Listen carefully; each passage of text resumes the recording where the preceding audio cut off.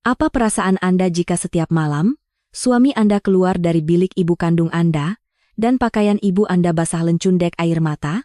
Pada mulanya, saya hanya pikir emak saya yang sudah tua ini sekadar sentimental. Namun, apabila melihat renungan matanya yang penuh ketakutan, saya terus merasakan ada sesuatu yang tidak kena. Jadi, saya secara senyap-senyap memasang kamera di dalam biliknya. Keesokan paginya selepas memeriksa rekaman video, seluruh tubuh saya terasa sejuk dan kaku. Dalam video itu, suami saya sendiri sedang melakukan sesuatu yang tidak terbayangkan kepada ibu mentuanya. Apa sebenarnya yang berlaku pada malam itu? Sekarang di pilihan Anda, saya akan mendedahkan kebenaran yang mengejutkan itu. Nama saya Aisyah, berumur 34 tahun. Saya tinggal bersama suami saya, Kamal, dan emak saya, Mak Cik Salmah, di sebuah rumah teres 3 tingkat di pinggir Bandar Subang Jaya. Saya seorang yang agak santai dan tidak terlalu merumitkan urusan rumah tangga. Tetapi kebelakangan ini, ada sesuatu yang membuatkan saya tidak boleh tidur lena. Setiap malam, setiap kali suami saya keluar dari bilik emak, bahagian dada atau lengan pakaian emak sentiasa basah lencun.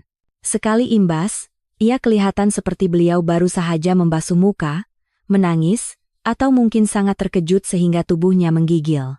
Namun, emak selalu tersenyum kekok dan berkata, agaknya mak minum air banyak sangat tadi, jadi tertumpah, atau bila dah tua nih, pundi kencing pun jadi lemah, sambil mentertawakan dirinya sendiri. Namun, dari nada bicaranya, saya merasakan seram sejuk meremang ke tulang belakang. Emak saya bukanlah jenis orang yang suka menyembunyikan sesuatu.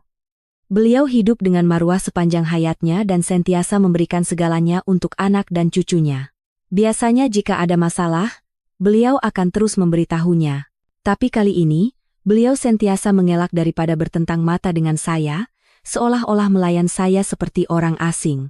Hati saya terasa sesak apabila beliau dengan lembut menarik tangannya ketika saya coba membantunya duduk di atas katil. Pada mulanya, saya coba memujuk diri sendiri dengan berpikir bahwa beliau hanya letih dan emosinya mudah berubah karena faktor usia. Namun, seiring berjalannya waktu, keanehan itu semakin menjadi-jadi. Setiap kali saya pulang dari kerja dan bunyi kereta saya kedengaran berhenti di hadapan pagar, emak akan terus bangun, mengemaskan pakaiannya dan sibuk menyembunyikan kesan basah di lengan bajunya. Suami saya, Kamal, juga bersikap sama. Sebaik sahaja mendengar bunyi tapak kaki saya menaiki tangga, dia akan keluar dari bilik emak dengan wajah yang kaku, seolah-olah tiada apa-apa yang berlaku. Tetapi saya nampak kesan air mata yang belum sempat kering di sudut mata emak, dan Kamal akan bertindak balas dengan sangat tajam. Jika saya hanya bertanya, "Mak, kenapa nih?" Suami saya akan menjeling dan menengking. "Kenapa awak asyik bertanya?" Suatu hari, saya melihat emak duduk sendirian di ruang keluarga, menggenggam kedua-dua tangannya dengan erat. Apabila saya mendekat dan bertanya sama ada beliau baik-baik sahaja, emak terkejut dan berkata dengan panik, "Tak ada apa-apa, cuma pening sikit." Tapi saya tahu itu tidak benar. Emak saya bukan orang yang mudah terkejut dan menggigil hanya karena perkara remeh seperti itu. Apabila saya memandang ke arah tangga, suami saya berdiri di tengah-tengah, memerhatikan kami dari atas. Renungan matanya terasa asing. Itu bukan pandangan suami yang saya cintai, lebih tajam, lebih dingin, dan seolah-olah memberi amaran kepada saya tentang sesuatu. Saya mula memerhati dengan lebih teliti. Malah pada hari ketika Kamal berkata ada mesyuarat kerja lebih masa di pejabat, saya terdengar bunyi tapak kakinya naik ke bilik emak. Apabila saya secara senyap-senyap memeriksanya, dia menutup pintu bilik emak rapat-rapat dan berada di dalam untuk tempoh yang sangat lama. Kadang-kadang, dia baru keluar selepas hampir sejam. Dan setiap kali dia keluar, pakaian emak sentiasa basah. Saya tidak tahu sama ada itu air mata atau peluh. Suatu malam, semasa saya sedang menyediakan makan malam di dapur, saya terdengar bunyi esakan dari bilik emak. Saya segera mematikan api dapur dan berlari ke atas. Tepat ketika saya hendak membuka pintu, Kamal keluar dan menghalang laluan saya. "Awak buat apa di sini?" tanyanya dengan suara yang tajam. Di dalam bilik, bahu emak basah lencun, tetapi beliau tidak mengangkat kepalanya. Dengan tekak yang tersekat, saya berkata, "Saya dengar suara emak menangis." Kamal memandang saya dengan dingin. "Mak tadi cerita pasal masa lalu, jadi emosional sikit. Ini urusan orang perempuan. Lebih baik awak siapkan makan malam. Nada bicaranya semasa menghalau saya ke dapur kedengaran lembut, tetapi ada ugutan yang jelas di dalamnya. Sejak bila saya mula takut pada suami saya sendiri, malam itu, saya tidak boleh tidur berbaring di sebelahnya. Saya teringat saat pertama kali kami bertemu, dia begitu baik, kelakar, dan menghormati emak saya seperti ibunya sendiri. Selepas berkahwin, keadaan keuangan keluarga mentua saya merosot dan ibu mentua saya sering sakit. Jadi, saya mengajak emak saya untuk tinggal bersama kami, agar beliau boleh membantu menjaga cucu dan kerja-kerja rumah. Semuanya berjalan lancar sehinggalah ayah saya meninggal dunia. Ayah mewariskan rumah 3 tingkat ini kepada saya dan cucu perempuannya. Sejak itu, Kamal mula kerap masuk ke bilik emak tanpa alasan yang jelas. Apabila saya menceritakan hal ini kepada adik perempuan saya, dia berkata dengan tegas, "Kak, jangan naif sangat. Kalau seorang lelaki tiba-tiba berubah dan mula terlibat dalam urusan harta keluarga istri, itu pasti ada masalah. Perhatikan dia baik-baik." Walaupun saya paham kebimbangan adik saya enggan mencurigai suami saya. Namun, emak semakin hari semakin kurus. Setiap kali saya bertanya tentang Kamal, mata emak bergetar cemas dan tangannya menggigil seperti daun ditiup angin. Suatu kali, semasa saya tidak sengaja memegang tangan emak, saya terkejut melihat kesan lebam samar di pergelangan tangannya, seperti bekas cengkaman yang sangat kuat. Emak kelihatan ketakutan dan tergesa-gesa menarik tangannya. Malam itu, Kamal berkata dia perlu kerja lebih masa di pejabat. Saya duduk termenung di ruang keluarga. Bunyi detik jam terasa membakar jantung saya. Akhirnya, saya memutuskan untuk melakukan sesuatu yang tidak pernah saya bayangkan sebelumnya. Saya membuka laci dan mengeluarkan kamera super kecil sebesar jari yang pernah saya beli untuk mengawasi anak saya semasa dia mula merangkak. Dengan senyap-senyap, saya naik ke bilik emak. Beliau sudah tertidur. Jantung saya berdegup kencang semasa berdiri di hadapan pintu biliknya. Namun, selepas menarik nafas dalam-dalam, saya menyelinap masuk dan menyembunyikan kamera di belakang gambar keluarga di atas rak bertentangan dengan katil. Sudutnya sempurna untuk melihat seluruh bilik. Saya tidak mahu menuduh sesiapa tanpa bukti. Tetapi jika sesuatu memang berlaku, saya mesti tahu. Keesokan paginya, saya menghantar Kamal pergi kerja. Dia memeluk saya dan mencium dahi saya. Pandangannya masih sama, mesra dan akrab, tetapi saya tidak boleh lagi mempercayai pandangan itu. Sebaik sahaja dia pergi, saya segera berlari ke bilik dan memeriksa rekaman kamera melalui telepon bimbit. Pada mulanya, tiada apa-apa yang aneh. Emak hanya melakukan aktivitinya di dalam bilik, makan ubat dan berehat. Apabila jam menunjukkan lewat pukul 11 malam, pintu bilik terbuka dan suami saya masuk. Namun, yang membuatkan nafas saya tertahan adalah timbunan dokumen dan pen merah di tangannya. Dia mendekati emak, menghulurkan dokumen itu sambil mengatakan sesuatu. Kamera tidak merekam suara, tetapi saya boleh melihat dengan jelas bagaimana emak menggelengkan kepala sambil menangis. Kedua-dua tangannya menggigil kuat, dan saya boleh membaca gerak bibir Kamal. Sangat perlahan, tetapi jelas dia berkata, "Tanda tangan, Mak, atau jangan salahkan saya." Saya kaku di tempat. Di hadapan skrin telepon, tubuh saya menjadi keras.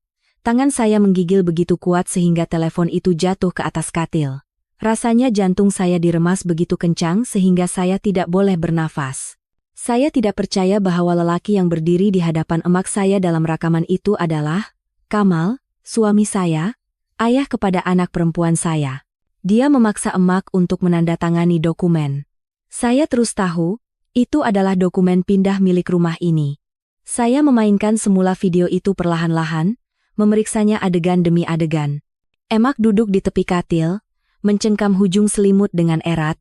Beliau menggelengkan kepalanya kuat-kuat. Air mata mengalir deras di pipinya, kesan basah di kolar bajunya yang selama ini membuatkan saya tertanya-tanya kelihatan jelas. Itu bukan tumpahan air minum seperti yang beliau katakan. Itu benar-benar air mata. Di sebelahnya, Kamal berdiri tegak dengan pandangan dingin, terus-menerus mengatakan sesuatu. Dia menuding-nuding ke arah muka emak, bercakap seolah-olah memberi arahan. Malah, dia coba menarik pergelangan tangan emak untuk mengheretnya dari katil. Rasanya saya boleh mendengar esakan emak dari dalam video itu. "Jangan Kamal. Aisyah dan cucu kita mesti ada tempat tinggal. Tolong jangan begini. Rumah ini milik mereka. Saya menggigit bibir hingga berdarah. Saya tidak pernah membayangkan akan menyaksikan pemandangan seperti ini. Bagaimana boleh Kamal memaksa ibu mentuanya sendiri yang selama ini menyayangi dan menjaganya seperti anak kandung untuk menyerahkan pemilikan rumah? Rumah ini diwariskan oleh ayah kepada emak, dan emak merancang untuk mewariskannya kepada saya dan anak perempuan saya kelak. Bagaimana boleh dia melakukan perbuatan sekeji ini? Saya memaksa diri untuk terus menonton. Semakin lama saya menonton, semakin meremang bulu roma saya. Setiap kali emak menggelengkan kepala dan menolak, Kamal merendahkan suaranya, tetapi itu justru membuatnya kedengaran lebih menakutkan. Dia mencengkam pergelangan tangan emak begitu kuat sehingga emak pasti menjerit kesakitan. Kesan lebam di pergelangan tangan emak yang saya lihat beberapa hari lalu. Rupa-rupanya karena ini, dia bukan sahaja memaksa emak, tetapi juga melakukan keganasan psikologi dan fisikal. Saya menangis teresak-esak. Tangan saya menggigil hingga hampir menjatuhkan telepon. Kepala saya sakit seperti dihentak beratus-ratus penukul. Pada saat itu juga, saya mahu segera berlari ke pejabatnya, mencengkam kolar baju Kamal dan menjerit, "Saya nak tanya, awak anggap emak saya ini apa?" Tapi saya tahu jika saya beremosi sekarang, situasinya akan menjadi lebih berbahaya. Saya harus bertenang. Saya harus mencari tahu apa yang dia mahukan, apa yang telah dia lakukan, dan apa yang akan dia lakukan seterusnya. Saya coba mengelap muka dengan tuala dan menarik nafas dalam-dalam. Tetapi semakin saya coba bertenang, hati saya semakin terasa terbakar. Tiba-tiba sebuah pikiran melintas. Pasti ada sebab mengapa Kamal tiba-tiba berubah seperti ini. Mungkin dia terjerat hutang yang besar, berada di bawah tekanan hebat, atau ada seseorang di belakang yang mengawalnya. Saya teringat beberapa bulan terakhir.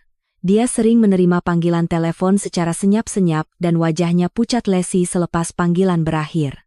Dia kata itu karena ada masalah kontrak di pejabat.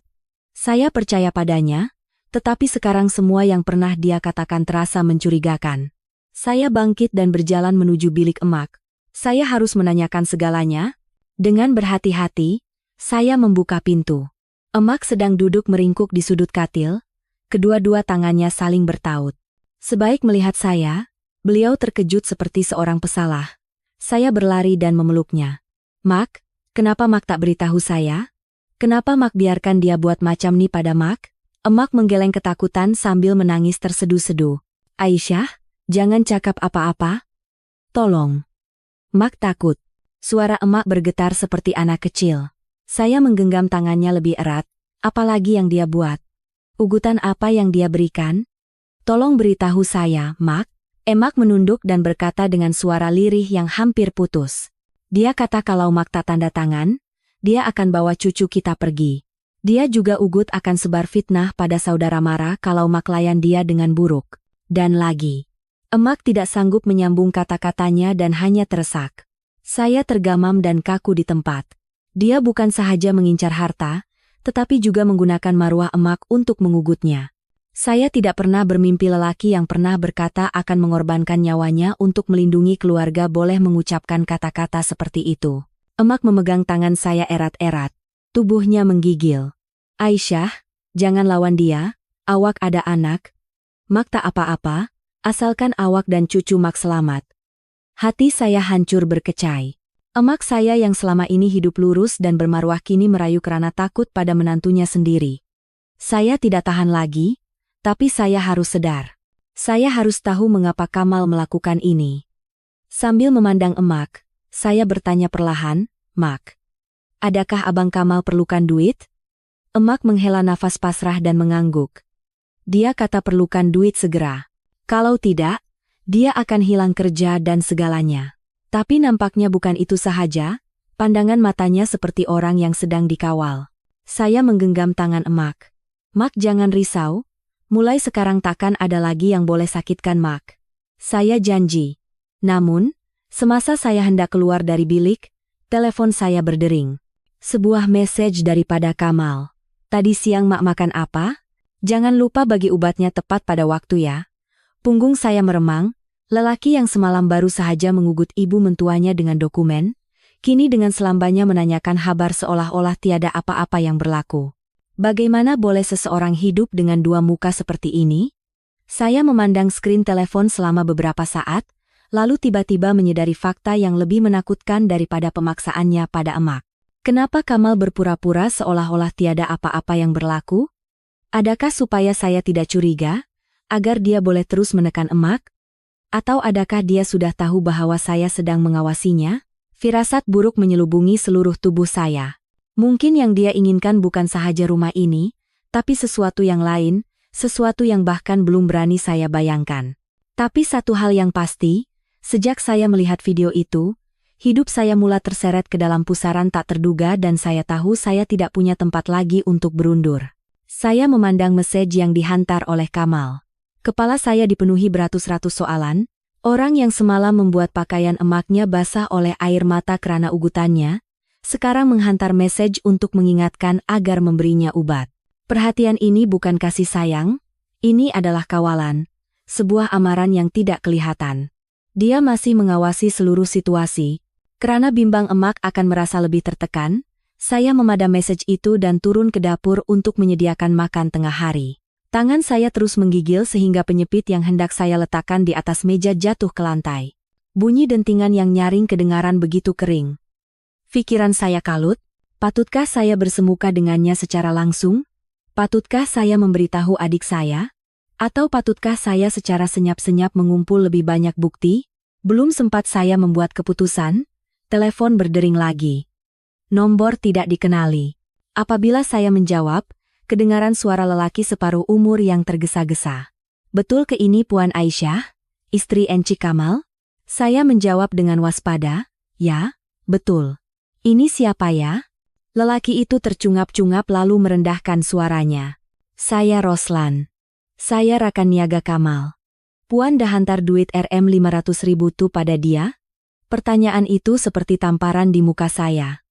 Apa maksud Encik? Kenapa saya perlu hantar duit pada Abang Kamal? Hening sejenak di seberang talian, lalu kedengaran sumpah seranah penuh amarah. Celaka. Jadi dia tipu aku? Dia kata Puan dah siapkan Rp500.000 untuk bayar hutang dia. Puan Aisyah, Puan kena hati-hati. Hutang dia bukan sikit. Saya mencengkam telepon. Memangnya berapa hutang Abang Kamal? Kira-kira 2 juta ringgit. Dan mereka bukan sahaja menagih duit, dia sudah beberapa kali diugut bunuh. Cincin kawin dia dah dijual, kereta pun dah tak ada. Sekarang kabarnya dia sedang berusaha merebut geran rumah ibu mentuanya untuk dijual cepat. Cepat hentikan dia, Puan. Kalau tidak, sudah terlambat. Jantung saya terasa mahu meletup. 2 juta ringgit. Angka itu seperti jurang dalam yang boleh menelan seluruh keluarga kami. Dengan suara tersekat, saya bertanya, adakah itu hutang perniagaan atau ada sebab lain? Kedengaran helaan nafas panjang di seberang sana. Nampaknya Puan tak tahu ya. Dia terjerat judi haram. Saya tidak boleh berdiri lagi. Telepon yang terlepas dari genggaman saya jatuh ke lantai. Mengejutkan saya. Judi haram, sesuatu yang selalu Kamal katakan sangat dia benci. Dengan sisa harapan saya bertanya. Apa?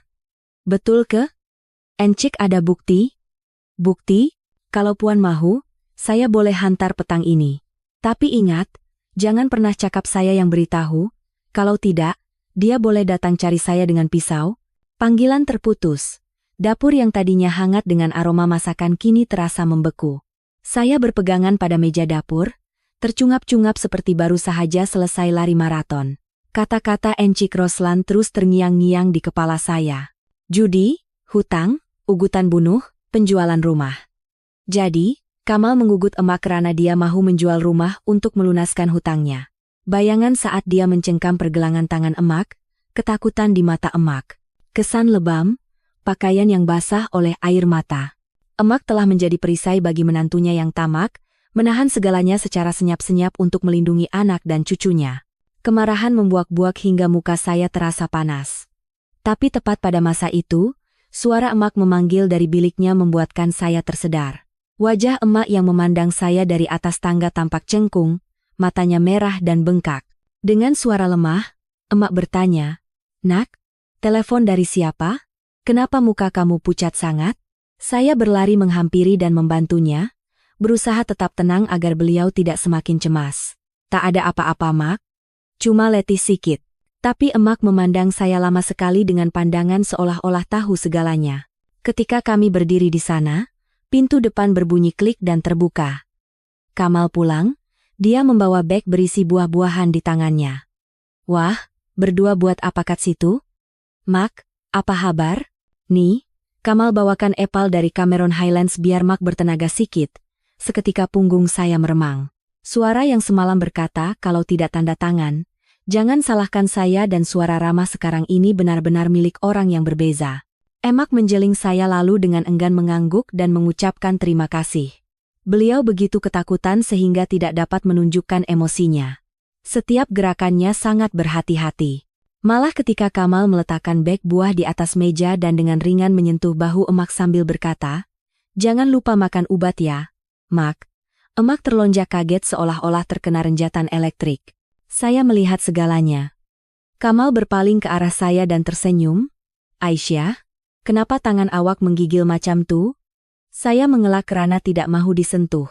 Tetapi Kamal dengan ringan mencengkam pergelangan tangan saya, seolah-olah mengingatkan sesuatu. Dia berbisik di telinga saya dengan suara yang hanya boleh saya dengar. "Jangan pikir yang bukan-bukan, jaga saja Mak dan anak kita baik-baik." Bulu roma saya meremang. Bagaimana boleh dia mengatakan itu? Adakah dia tahu saya curiga? Adakah dia mengawasi saya?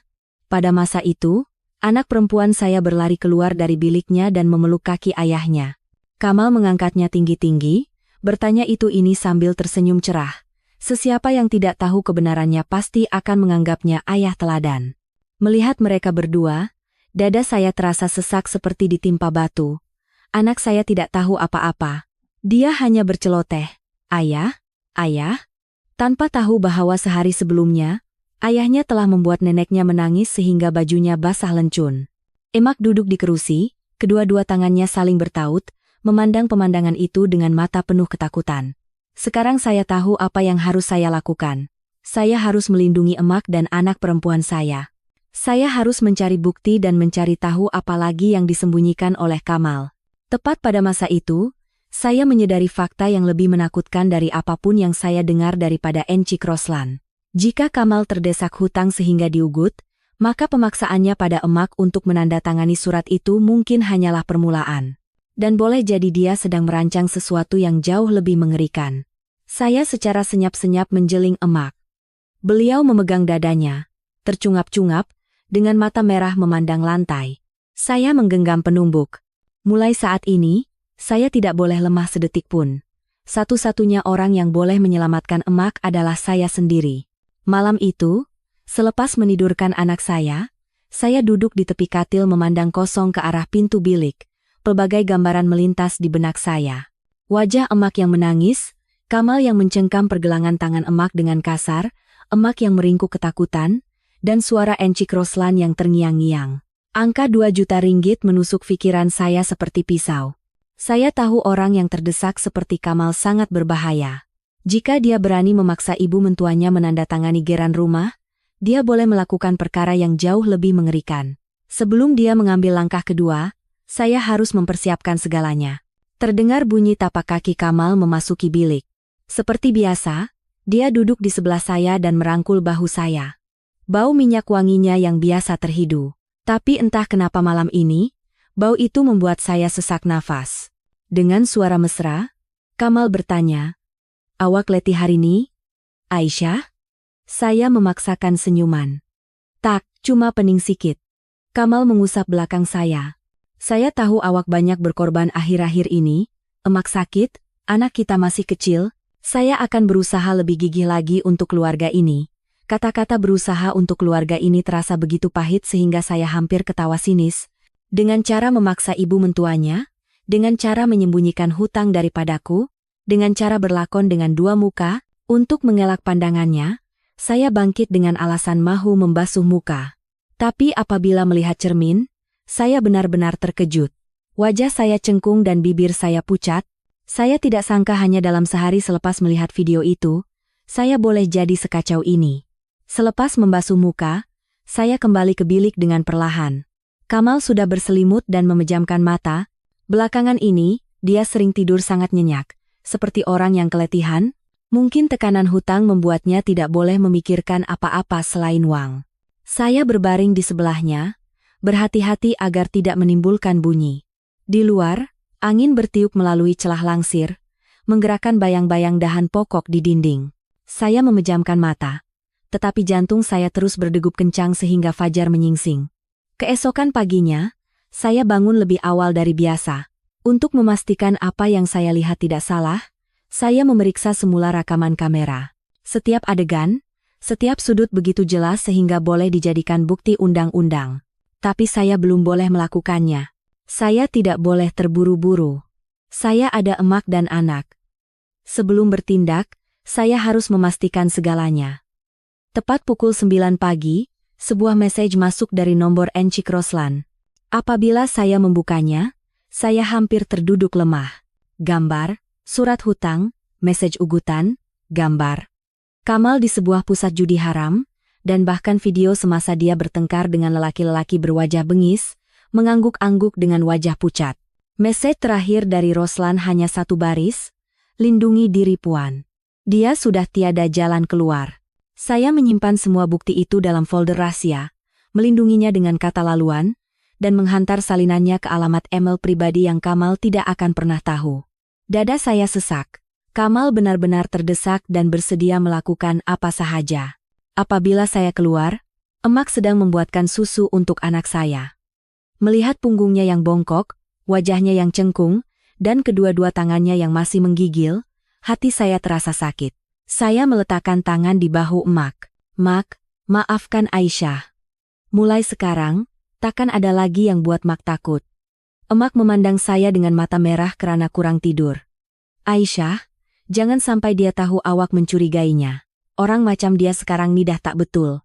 Saya mengangguk dan menggenggam tangan emak erat. Saya tahu. Mak. Kami saling berpandangan sejenak tanpa perlu kata-kata. Kami sama-sama faham bahwa kami sedang berhadapan dengan orang yang tidak waras. Petangnya, Kamal pulang lebih awal dari jangkaan. Dia memeluk saya dari belakang dan berkata dengan nada separuh bergurau, separuh serius. Rindu saya ya Harini. Saya terkejut tapi berusaha menjaga suara saya tetap tenang. Kenapa balik awal? Kamal dengan cepat memberikan alasan yang sudah disiapkan. Yang saya tahu itu bohong. Pejabat bagi balik awal Harini, katanya. Nak tolong istri dan anak. Walaupun nadanya santai, dia kemudian menjeling emak yang duduk di meja makan. Pandangannya tidak mengandungi kehangatan sedikit pun. Hanya ada message yang jelas, Mak, jangan buat masalah lagi. Saya mencapai tangan emak di bawah meja dan meramasnya perlahan untuk menenangkannya. Semasa makan, Kamal berusaha bersikap ceria, berbual dengan anak kami, menanyakan kabar emak, dan bergurau dengan saya. Tapi semakin saya melihatnya, semakin saya merinding. Lakonannya begitu bagus. Jika saya tidak melihat video itu, saya pasti akan menganggapnya sebagai suami yang sempurna. Apabila makan hampir selesai, dia meletakkan penyepitnya dan memandang lurus ke arah saya. Aisyah, malam ni ada masa? Ada benda saya nak bincang. Saya bertanya dengan waspada, pasal apa? Dia tersenyum lembut. Pasal rumah. Nampaknya kita perlu rancang semula. Sebaik mendengar kata rumah, emak menggigil kuat sehingga penyepitnya jatuh ke meja. Saya segera memegang tangannya. Pada masa itu, saya sadar Kamal akan memulakan serangannya lagi. Senyuman lembut terukir di bibirnya, tapi matanya tajam seperti pisau. Saya menjawab dengan tenang, boleh, kita bincang nanti malam. Selesaikan basuh pinggan dulu. Kamal mengangguk dan pergi ke ruang keluarga. Emak menarik tangan saya dan berbisik dengan nafas bergetar. Aisyah, jangan berduaan dengan dia. Mak takut. Saya mengusap belakang emak. Mak tenang saja. Saya ada cara. Dari balik tingkap, saya boleh melihat Kamal duduk di ruang keluarga. Dia duduk tegak, kedua-dua tangannya saling bertaut, mengawasi setiap gerak-geri saya di dapur. Saya tahu malam ini akan berlaku konfrontasi, dan jika saya tidak bersedia, saya, emak, dan anak perempuan saya boleh berada dalam bahaya. Pada masa itulah sebuah rancangan berani muncul di benak saya. Satu-satunya cara untuk melindungi kami semua tanpa memprovokasi Kamal lebih jauh. Saya harus melakukan ini. Jantung saya berdegup kencang, tapi saya tahu betul bahwa saya tidak punya tempat lagi untuk berundur. Malam itu, Udara di dalam rumah terasa berat, seolah-olah ada seketul batu besar yang menekan dada. Emak duduk gelisah berhampiran pintu biliknya, kedua-dua tangannya yang menggigil saling bertaut. Anak perempuan saya tidur nyenyak di dalam buayannya. Mendengar nafasnya yang teratur, hati saya terasa berat. Demi dia, demi emak, saya harus kuat. Saya harus menghentikan Kamal agar tidak boleh melangkah lebih jauh. Kamal duduk di ruang keluarga. Cahaya lampu kuning mencipta bayang-bayang di wajahnya, membuat hidung dan rahangnya kelihatan lebih tajam dan dingin dari biasa. Cara duduknya pun berbeza, bukan lagi seperti lelaki yang bersantai di rumahnya sendiri. Dia duduk tegak, kakinya sedikit bergetar dan jari-jarinya mengetuk meja kaca secara teratur. Dia sedang menunggu saya mengeringkan tangan dan berjalan ke ruang keluarga. Degupan jantung saya begitu kencang sehingga kedengaran di telinga, tapi saya berusaha kelihatan setenang mungkin. Kamal memandang saya dari hujung kepala hingga hujung kaki. Pandangannya seolah-olah coba menembusi pikiran saya. Dia tersenyum tipis dan berkata, "Duduklah. Saya nak kita bercakap terus terang supaya tak ada salah faham antara kita." Saya duduk di seberangnya, di hadapan meja kaca yang dingin. Di antara kami berdua, terasa ada lapisan ais nipis. Lapisan yang akan pecah berkecai hanya dengan satu sentuhan ringan. Kamal meletakkan sikunya di atas meja dan berkata perlahan, "Macam yang awak tahu, Mak dah tua. Geran rumah ni memang atas nama dia, tapi nanti pun akan jadi milik awak, kan? Saya cuma nak uruskan dari sekarang supaya nanti tak rumit dengan urusan surat-surat kalau jadi apa-apa." Suaranya sangat lembut, tapi saya boleh merasakan niat lain di setiap kalimatnya. Saya menjawab dengan jelas, "Maksud abang, Mak kena tukar nama geran ni jadi nama kita berdua?" Kamal mengangguk. "Ya, saya rasa itu lebih masuk akal. Mak dah tua, jadi anak-anak yang patut uruskan semuanya." Saya memandang matanya lurus-lurus dan berkata, "Tapi Mak tak setuju, kan?" Dia sedikit terdiam, lalu tersenyum lagi. "Mak kan memang sikit keras kepala. Coba awak yang pujuk. Mak paling dengar cakap awak." Mendengar itu, punggung saya meremang. Malam-malam semasa Kamal memaksa emak menandatangani surat itu, mungkin juga diawali dengan kata-kata, "Mak kan paling sayang pada Aisyah." Saya menarik nafas dalam-dalam. Saya rasa itu tak perlu. Belum masanya lagi. Untuk pertama kalinya sejak perbualan dimulakan, raut wajah Kamal mengeras. Dia mengerutkan dahi dan merendahkan suaranya. "Aisyah, jangan degil." Saya menegakkan punggung dan menjaga suara saya tetap tenang. Ini bukan degil, tapi melindungi hak emak. Pada masa itu, kilatan amarah melintas di mata Kamal. Walaupun dia cepat-cepat menyembunyikannya, dia memiringkan kepala dan memandang saya. Senyumannya lenyap. "Nada cakap awak lain macam. Ada sesiapa cakap apa-apa pada awak ke?" Jantung saya berdebar. Kamal sedang menguji saya. Saya terus menjawab, "Tak ada sesiapa cakap apa-apa. Saya cuma nak semuanya jelas. Mak masih hidup dan berhak atas hartanya sendiri." Kamal meletakkan sikunya di atas lutut dan sedikit mencondongkan tubuh ke arah saya. Suaranya menjadi rendah dan menakutkan. Saya tanya sekali lagi, "Siapa yang masuk campur urusan rumah tangga kita?" Saya tidak mengelak dan memandangnya lurus. "Tak ada." Kami saling berpandangan untuk beberapa saat. Udara terasa tegang seperti tali busur. Satu kata yang salah boleh meletupkan segalanya. Tiba-tiba Kamal ketawa dan berdiri. "Sudahlah, awak mesti letih. Kita sambung esok sajalah." Saya tak nak rosakan suasana. Dia berpaling dan berjalan menuju tangga, tapi kemudian berhenti dan menoleh dengan sangat perlahan. "Oh ya, Aisyah, jangan ada rasa ingin tahu yang tak perlu. Sesetengah perkara lebih baik awak tak tahu." Saya kaku di tempat. Kata-kata itu jelas sebuah ugutan. Dia memandang saya beberapa saat lalu naik ke biliknya. Bunyi tapak kakinya di tangga bergema di kepala saya. Kamal curiga. Dia mengawasi setiap gerak-geri saya. Saya berdiri kaku, seluruh tubuh saya terasa beku. Emak keluar dari balik pintu biliknya dengan gemetar. Melihat saya, beliau bertanya dengan ketakutan, "Aisyah, apa maksud kata-katanya? Apa yang dia akan buat?" Saya memeluk emak. "Mak, tenang saja. Ada saya di sini, takkan ada yang berani sakitkan Mak." Emak memeluk saya erat seolah-olah memegang tali penyelamat terakhir. "Aisyah, kalau jadi apa-apa, bawa anak awak pergi dulu. Mak dah tua, tak apa-apa. Saya segera menutup mulut emak. Mak, jangan cakap macam tuh. Tak ada siapa akan tinggalkan Mak. Tapi dalam hati, saya tahu firasat emak benar. Kamal telah berubah. Dan orang yang terdesak sepertinya tidak akan dapat membezakan mana yang benar dan salah lagi. Hampir pukul 11 malam, semasa saya hendak menutup pintu bilik, satu notifikasi message masuk di telepon saya dari nomor Encik Roslan. Puan Aisyah, baru dapat berita ada orang sedang cari Kamal. Mereka orang-orang berbahaya. Hati-hati, saya tak tahu apa yang dia akan buat di rumah. Saya membaca setiap perkataan berulang kali. Rasanya seluruh tubuh saya jatuh ke dalam kekosongan yang dingin. Jika mereka mengejar Kamal, apa yang akan dia lakukan?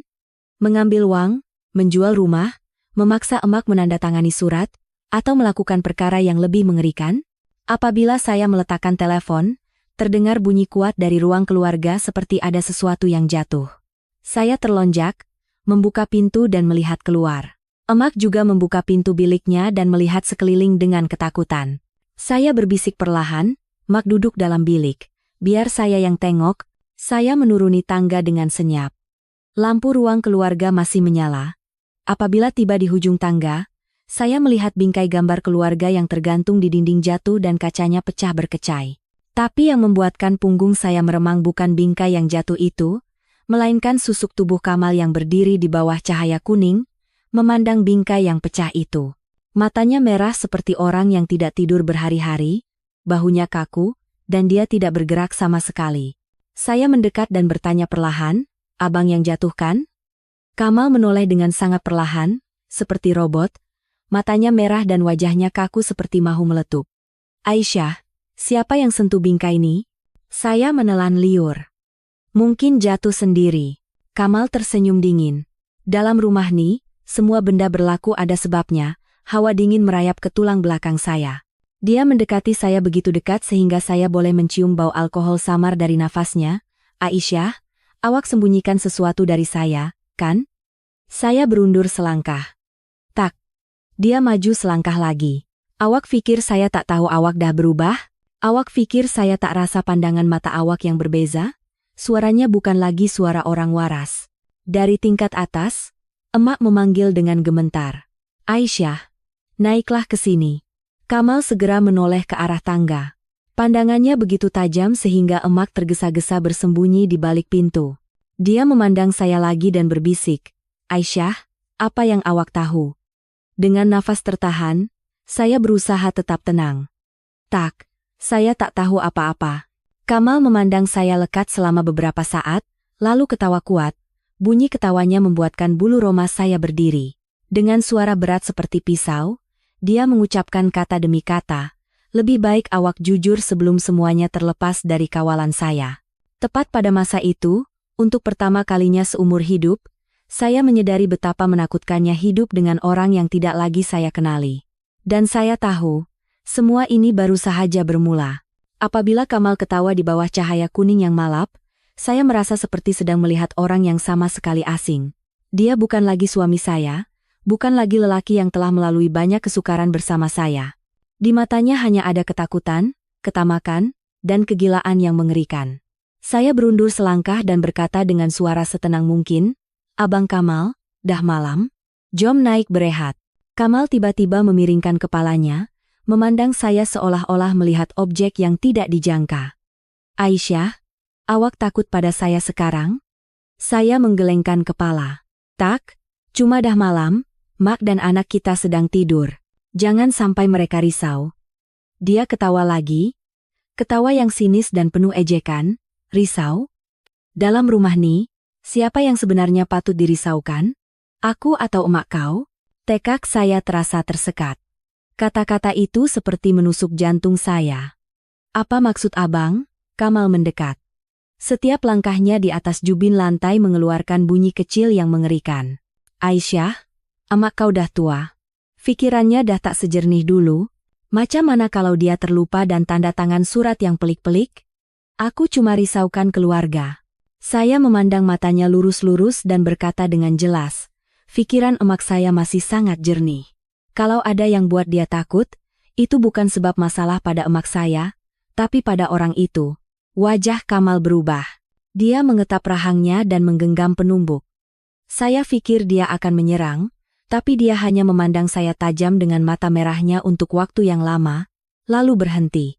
Kemudian dia berpaling dan naik ke biliknya. Bunyi pintu yang dihempas brak, membuat seluruh dinding bergetar.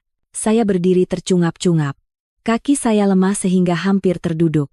Emak segera turun dan memeluk saya, berkata dengan suara gemetar, "Aisyah, apa yang dia nak buat pada kamu? Ya Allah. Menakutkan betul." Saya memeluk emak erat dan mengusap belakangnya. "Mak, tenang saja. Saya takkan biarkan dia sakitkan Mak." Walaupun saya berusaha tabah, jantung saya masih berdegup kencang. Kamal bukan lagi suami yang saya kenal. Dia telah menjadi orang lain yang terdesak, tercekik hutang, dikejar-kejar, dan berjuang untuk bertahan hidup. Yang paling saya risaukan bukan apa yang akan dia lakukan pada saya, tapi apa yang akan terus dia lakukan pada emak. Keesokan harinya, sebelum fajar, saya sudah bangun. Saya harus menjalankan rancangan saya sebelum Kamal bangun. Saya turun ke dapur dan berpura-pura menyediakan sarapan seperti biasa.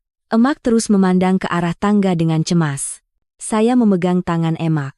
"Mak, kemas barang-barang Mak, nanti saya hantar ke rumah Maksu untuk beberapa hari." Emak terkejut. "Aisyah, kamu nah halau Mak ke? Lepas tu macam mana dengan kamu dan cucu Mak?" Saya terus berkata, "Kalau Mak pergi dulu, saya boleh awasi Kamal di sini. Beberapa hari saja." "Mak." Emak memegang tangan saya erat dengan mata ketakutan. "Jangan. Kalau kamu seorang diri di sini dengan dia, Mak tak tenang." Saya meletakkan tangan di bahu emak dan berkata dengan tegas, "Justru kalau Mak di sini, itu yang paling bahaya. Kalau Abang Kamal hilang akal, Mak akan jadi sasaran pertama dia. Saya boleh bertahan, tapi Mak tak boleh." Mata emak memerah. Beliau mengangguk sambil gemetar. Air matanya jatuh di belakang tangan saya. Sekitar pukul 7, Kamal turun. Dia tampak letih dengan lingkaran hitam di bawah matanya. Dia memandang saya dahulu dan bertanya, "Kenapa bangun awal sangat?" Saya tersenyum ringan, "Sediakan sarapan." "Mak nampaknya letih hari ini, jadi saya suruh dia rehat lama sikit." Kamal menoleh ke arah emak. "Mak, nampaknya semalam tidur tak nyenyak ya?" Emak menunduk ketakutan dan hanya menjawab perlahan, "Aku tak apa-apa." Kamal mengangguk lalu memandang mangkuk bubur yang saya siapkan untuk emak. "Hari ini Mak makan bubur ya? Biar abang yang hantarkan ke bilik." Emak terus berundur, wajahnya pucat lesi. "Tak usah. Biar Aisyah saja." Saya terus menyampuk, "Abang siap-siap saja ke pejabat, biar saya yang urus." Kamal memandang saya dengan aneh selama beberapa saat, seolah-olah menganalisis sama ada saya ikhlas. Lalu dia mengangguk dan mengenakan kemejanya. Sebelum keluar pintu, dia berpaling dengan senyuman yang tidak dapat saya tafsirkan. "Aisyah, nanti malam saya balik cepat. Kita sambung perbincangan pasal rumah, ya." Mendengar itu, emak hampir pengsan. Saya menjawab, "Ya, nanti malam kita bincang." Pintu tertutup. Saya menunggu beberapa menit untuk memastikan dia benar-benar pergi. Lalu saya membawa emak ke biliknya dan mengeluarkan beg yang sudah saya siapkan sejak pagi. "Mak, kena pergi sekarang. Saya dah panggil taksi." Emak gelisah. "Macam mana kalau dia tahu dan marah?" Dengan suara gemetar, saya memegang bahu emak erat-erat. "Justru kalau Mak pergi, saya boleh tenang cari bukti dan cara selesaikan semuanya. Kalau Mak di sini, saya tak boleh tenang sedetik pun." Emak memeluk saya lama sekali sambil tersesak. "Aisyah, jangan sampai jadi benda buruk, ya." Saya mengangguk. "Saya janji." Taksi tiba. Hati saya terasa berat semasa membantu emak masuk ke dalam kereta. Saya hanya boleh berdoa agar emak selamat. Pukul 9.30, baru sahaja saya kembali ke rumah, telepon saya berdering. Message dari nomor tidak dikenali. "Puan Aisyah, ini Roslan. Ada hal penting Puan kena tahu. Mereka kata kalau hari ini Kamal tak bayar hutang, mereka akan datang ke rumah." Saya kaku di tempat. Beberapa saat kemudian, message kedua masuk. "Hati-hati, Kamal sekarang dah terdesak." Saya terduduk di sofa. Tepat pada masa itu, terdengar bunyi ketukan di pintu depan. Sangat kuat. 3 kali. Saya menoleh, jantung saya terasa sejuk. Tak mungkin, Kamal baru berangkat kurang dari setengah jam yang lalu. Saya mendekati pintu dengan tangan gemetar. Saya memegang tombol pintu. Sekali lagi, bunyi ketukan yang lebih kuat. Dum! Dum! Dum! Jantung saya terasa mahu tercabut. Dengan suara gemetar seperti orang demam, saya berseru. Siapa? Terdengar suara lelaki yang garau dan asing. Buka pintu. Kami datang cari Kamal. Seluruh tubuh saya membeku. Mereka datang, dan saya sendirian di rumah ini. Bunyi ketukan di pintu semakin kuat.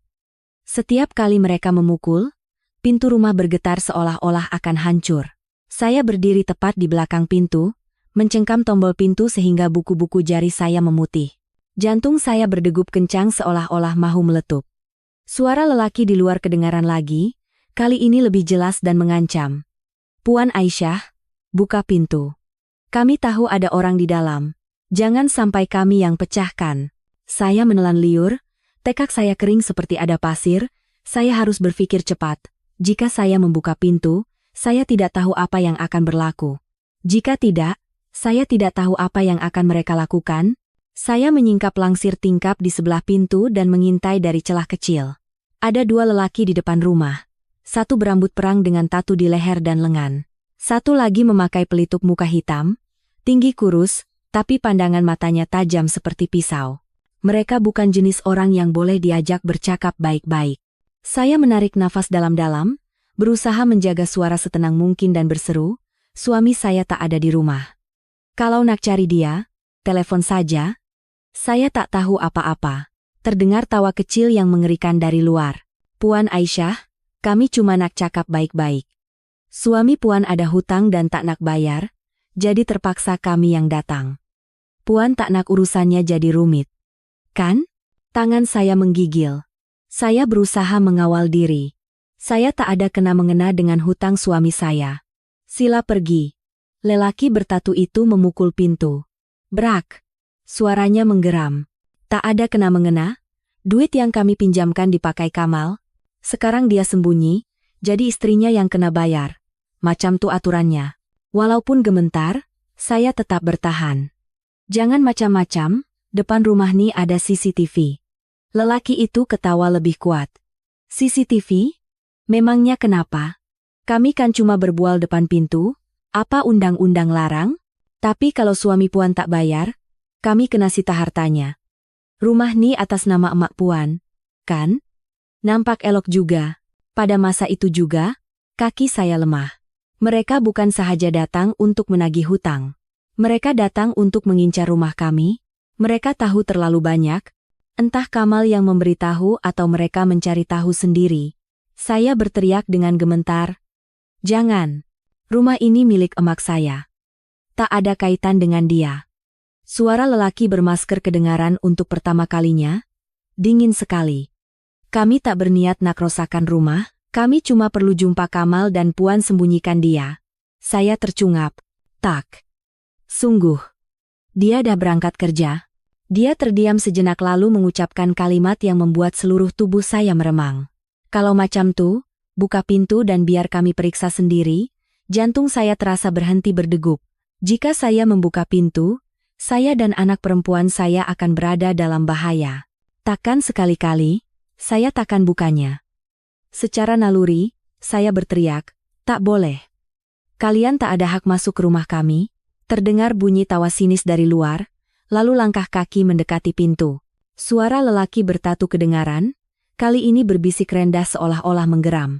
Puan Aisyah, kami dah cukup sopan. Kalau hari ini tak jumpa Kamal, kami akan datang lagi. Dan lain kali, kami tak jamin akan sesopan ini. Hawa dingin merayap ke tulang belakang saya. Tiba-tiba keduanya terdiam. Dari celah pintu, saya melihat salah seorang daripada mereka menerima panggilan telepon. Lelaki bermasker itu melekapkan telepon ke telinganya. Saya menajamkan pendengaran. Dia berkata, "Oh, oke. Sekarang depan rumah dia." "Apa? Sekarang nak ke sana?" "Oke. Terus ke sana." Dia mematikan telepon dan memberi isyarat kepada lelaki bertatu. Keduanya berundur dari pintu, menaiki motosikal, dan pergi. Saya mendengar bunyi motosikal menjauh. Setelah memastikan mereka benar-benar pergi, barulah saya terduduk di lantai, memegang dada, dan tercungap-cungap. Saya tidak tahu berita apa yang mereka dengar, tapi yang jelas mereka berubah arah. Saya bangkit terhuyung-huyung, berlari ke bilik anak perempuan saya dan memeluknya. Dia masih tidur nyenyak, tanpa tahu bahwa ibunya baru saja mengalami mimpi ngeri yang nyata. Tangan saya yang mengelus kepalanya masih menggigil. Tiba-tiba sebuah pikiran melintas di benak saya. Mereka jumpa Kamal. Kalau begitu, Kamal sekarang benar-benar dalam bahaya. Tapi yang lebih menakutkan adalah mereka boleh saja menyeret Kamal ke sini. Jika itu berlaku, semuanya akan terlepas kawalan. Saya harus bersiap. Sekitar sejam kemudian, telepon saya berdering. Nomor Kamal. Saya tergesa-gesa menjawab. Abang kat mana sekarang? Suara Kamal tercungap-cungap. Terdengar bunyi angin di sekelilingnya. Aisyah, awak kat rumah? Ada orang datang? Tak. Abang tak apa-apa?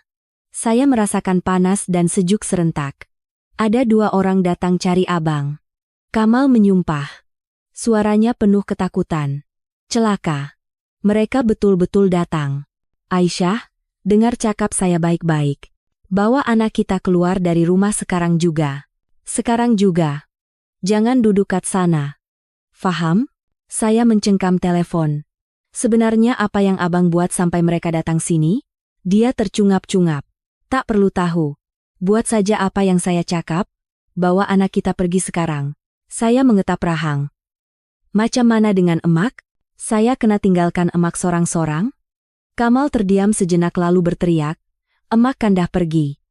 Awak pikir saya tak tahu, Aisyah? Jangan melawan. Nyawa kalian dalam bahaya. Saya terkejut. Kamal menyambung. Cepat. Mereka mesti ingat aku sembunyi dalam rumah. Mereka boleh balik bila-bila masa. Kalau awak ada kat sana, mereka akan jadikan awak tebusan untuk paksa aku bayar. Aku tak boleh biarkan awak mati dengan aku. Tekak saya tersekat. Kamal benar-benar ketakutan. Ini bukan lagi ugutan atau lakonan suami palsu. Suaranya murni ketakutan. Dia menambah satu kalimat yang membuat seluruh tubuh saya membeku. Aisyah, tolong jangan sampai tertangkap mereka. Kalau tertangkap, aku tak boleh tolong awak. Saya berdiri terpaku. Pikiran saya kalut. Tanpa menunggu jawaban saya, Kamal berteriak. Pergi sekarang. Jangan bawa apa-apa. Dukung anak awak dan pergi saja. Sebelum mereka datang, saya tercungap-cungap. Abang kat mana sekarang? Suara Kamal pecah, tengah lari. Mereka kejar dari belakang. Saya tutup. Lalu terdengar bunyi tut. Telepon jatuh dari tangan saya. Saya memegang dada, tidak boleh bernafas. Kamal sedang dikejar, dan saya berada di rumah ini yang boleh mereka datangi bila-bila masa. Saya masuk ke bilik dan mendukung anak perempuan saya yang sedang tidur. Apabila melihat sekeliling, saya terkejut bukan main menyadari fakta yang paling mengerikan. Pintu belakang sedikit terbuka dan ada kesan kasut berlumpur dari halaman belakang hingga ke koridor. Saya berundur sambil mendukung anak saya. Seluruh tubuh saya menggigil seolah-olah mahu pengsan. Seseorang sudah masuk ke dalam rumah, dan di mana dia sekarang? Tepat pada masa itu, lampu ruang keluarga berkelip sekali lalu padam dengan bunyi pletok. Lampu ruang keluarga padam dengan bunyi pletok, dan seluruh rumah diselubungi kegelapan yang menyesakan. Saya berdiri terpaku di koridor tingkat 1, memeluk anak perempuan saya erat-erat, tidak boleh bergerak. Jantung saya berdegup kencang seperti gendang, berdentum di telinga. Semua deria saya menajam seperti tali busur yang ditarik kencang. Saya boleh mendengar nafas saya sendiri, dan sepertinya, nafas orang lain juga. Angin dingin yang menyapu belakang membuatkan bulu roma saya berdiri. Perlahan-lahan saya menoleh, tapi yang ada hanya kegelapan pekat. Namun, saya boleh merasakannya dengan jelas. Saya tidak sendirian, ada seseorang di dalam rumah ini. Saya melangkah mundur perlahan-lahan menuju tangga, berhati-hati agar tidak menimbulkan bunyi. Apabila anak perempuan saya tiba-tiba menggeliat dan merengek, saya menutup mulutnya dengan perasaan ngeri. Jika dia menangis, jika dia mengeluarkan satu bunyi sahaja, saya tidak tahu apa yang akan berlaku. Terdengar bunyi klik kecil dari arah dapur. Saya kaku di tempat. Seperti bunyi seseorang menyentuh pintu almari atau menjatuhkan benda yang sangat ringan. Tapi di rumah yang sunyi senyap ini, Bunyi itu kedengaran begitu jelas sehingga membuat seluruh tubuh saya menggigil. Saya menarik nafas dalam-dalam, dengan tangan gemetar mengeluarkan telepon dari poket dan menyalakan skrinnya. Cahaya malap itu justru membuat jantung saya berdegup lebih kencang. Saya coba menekan suis lampu di dinding, tapi lampu tidak menyala. Begitu juga lampu dapur. Seseorang dengan sengaja telah mematikan suis utama di tingkat bawah. Tingkat 2 masih menyala karena cahaya samar dari bilik tidur masih kelihatan.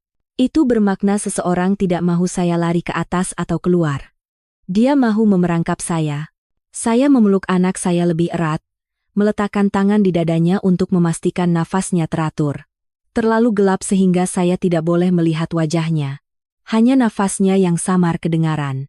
Selepas berundur hingga ke bawah tangga, saya mengangkat kepala untuk memastikan lampu bilik tidur masih menyala. Ya, masih menyala. Mungkin lebih selamat jika saya lari ke sana. Saya boleh mengunci pintu dan memanggil bantuan. Tapi tangga itu hanya beberapa langkah dari dapur. Jika orang itu ada di dapur, dia boleh melompat keluar bila-bila masa. Terdengar bunyi lagi, kali ini lebih jelas, seperti bunyi kaki seseorang menyeret di atas jubin lantai. Saya tercungap-cungap. Saya tidak boleh menunggu di sini. Sambil memeluk anak saya merendahkan tubuh dan menapaki anak tangga pertama. Lebih senyap dari kucing.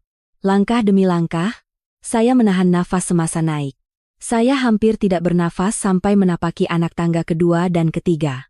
Tapi apabila kaki saya menginjak anak tangga keempat, terdengar bunyi kuat dari dapur.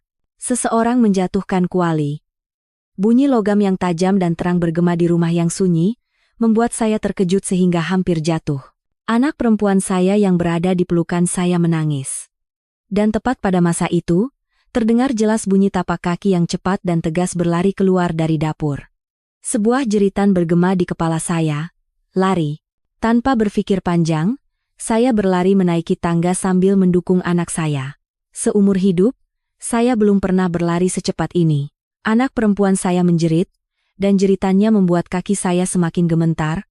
Dari bawah, bunyi tapak kaki mengejar saya, semakin dekat menaiki tangga. Di tengah tangga, saya menoleh ke belakang dan melihat bayangan hitam. Wajahnya tidak kelihatan, hanya susuk tubuh seperti bayangan tinggi dan berbadan tegap mengejar saya dengan ganas. Saya berteriak, "Tolong!" Tapi rumah jiran jauh dan pintu tertutup. Tiada siapa yang mendengar. Tiba di puncak tangga, saya berlari masuk ke bilik tidur dan menghempas pintu. Brak! Saya segera menguncinya. Tangan saya menggigil hebat sehingga kunci terlepas beberapa kali sebelum akhirnya berjaya.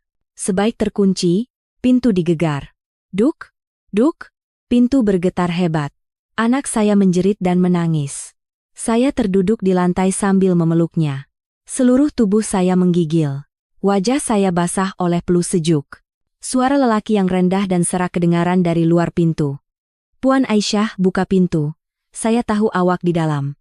Suara ini bukan suara Kamal. Sama sekali bukan. Saya menahan nafas, memeluk anak saya erat-erat, berbisik menenangkannya. "Jangan menangis. Sayang, jangan menangis." Gegaran di pintu semakin kencang, seolah-olah mahu memecahkannya. "Puan Aisyah, saya takkan sakitkan awak." Buka pintu, tapi suaranya bergetar. Tidak tenang, bukan suara orang dengan niat baik. Saya berundur menjauhi pintu, merangkak ke arah almari. Saya membuka almari, masuk ke dalamnya bersama anak saya dan menutup pintunya, hanya menyisakan celah kecil untuk bernafas. Dalam kegelapan, saya memeluk anak saya dan menutup telinganya dengan kedua-dua tangan. Pintu bilik masih digegar. Duk, duk, duk. Saya menggigil hebat sehingga rasanya mahu pengsan, tapi di kepala saya hanya ada satu pikiran. Jangan biarkan orang itu masuk. Jangan sekali-kali. Saya melekapkan telinga ke pintu almari, mendengar langkah kaki di luar. Dia berhenti sejenak di depan pintu bilik, lalu tiba-tiba hening. Begitu sunyi sehingga saya boleh mendengar degupan jantung saya sendiri. Saya sangat takut sehingga tidak berani bernafas kuat. 1 menit, 2 menit, 3 menit, tiada bunyi tapak kaki, tiada gegaran pintu, tiada bunyi apa-apa. Adakah dia sudah pergi? Atau dia sedang menunggu di depan pintu, menanti saya leka? Saya tidak berani membuka pintu almari. Rasanya jika saya keluar, dia akan terus menerkam saya. Berapa lama masa berlalu? 10 menit, 30 menit. Tiba-tiba terdengar bunyi tapak kaki yang cepat dan tergesa-gesa dari tingkat bawah. Lalu bunyi seseorang membuka pintu depan dan berlari masuk. Aisyah. Aisyah. Awak kat mana? Itu Kamal. Suaranya penuh ketakutan, nafasnya tercungap-cungap. Dia berlari menaiki tangga, berteriak dengan suara pecah. Aisyah. Anak kita kat mana? Buka pintu. Saya berdiri kaku di dalam almari. Kamal menggedor pintu bilik dengan kuat. Aisyah. Ini aku. Buka pintu. Apabila saya hendak berdiri, terdengar bunyi kecil dari bawah almari, seperti ada seseorang yang berdiri betul-betul di depan almari. Seseorang berada di antara saya dan Kamal. Tepat pada masa itu, Kamal berteriak kuat dari luar pintu. Aisyah, jangan buka pintu. Ada orang dalam bilik tuh. Saya kaku di tempat. Begitu terkejut dan takut sehingga tidak boleh berkata apa-apa. Kamal bukan coba masuk, tapi dia menghalang saya membuka pintu karena ada orang lain di dalam bilik. Dan orang itu berdiri betul-betul di depan almari saya. Jeritan Kamal menggelegar di telinga saya seperti petir. Aisyah, jangan buka pintu. Ada orang dalam bilik tuh. Saya kaku di dalam almari. Jantung saya terasa mahu tercabut. Seluruh tubuh saya kaku seperti disiram air ais dari hujung kepala hingga hujung kaki. Saya memeluk anak perempuan saya erat-erat, menekan kepalanya agar tidak mengeluarkan bunyi sedikit pun. Dia juga merasakan ketakutan saya, bahu kecilnya bergetar menahan tangis.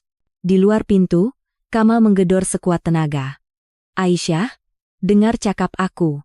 Jangan keluar dari almari, jangan sekali-kali keluar. Dan di dalam bilik, betul-betul di sebelah almari saya, hanya dipisahkan oleh sekeping pintu kayu nipis, terdengar jelas bunyi nafas yang rendah dan berat. Nafas yang berat seolah-olah ditahan-tahan. Nafas itu bukan milik saya. Bukan milik anak saya. Itu miliknya. Dia ada di dalam bilik, di antara saya dan pintu. Saya terperangkap di dalam almari seperti mangsa. Pintu bilik masih digedor. Aisyah, kau boleh mati kalau keluar sekarang, faham? Saya mahu menjawab. Saya mahu berteriak bahwa saya ada di dalam almari, tapi mulut saya terkunci. Ketakutan bahwa jika saya membuka mulut, jika saya mengeluarkan bunyi sekecil apapun, orang itu akan terus mencari saya. Saya memeluk anak saya begitu erat sehingga lengan saya kebas. Jantung saya berdegup liar seperti binatang yang terperangkap. Tiba-tiba terdengar bunyi srek kecil betul-betul di sebelah pintu almari. Saya menahan nafas. Anak perempuan saya teresak perlahan dan saya terus menutup mulutnya. Nafas orang itu di luar pintu almari kedengaran semakin jelas. Nafas panjang, seolah-olah sedang coba mendengar dan merasakan sesuatu. Saya memejamkan mata. Air mata mengalir. Di dalam almari begitu gelap sehingga saya tidak boleh melihat apa-apa. Saya tidak tahu sejauh mana dia dari saya. Adakah dia melihat saya duduk di sini, atau apa yang akan dia lakukan dalam beberapa saat ke depan? Di luar, Kamal berteriak, Aisyah, dengar cakap aku. Jangan keluar. Dia bawa pisau. Saya menggigit bibir hingga berdarah. Walaupun tidak melihatnya, saya tahu saya boleh merasakannya dengan jelas.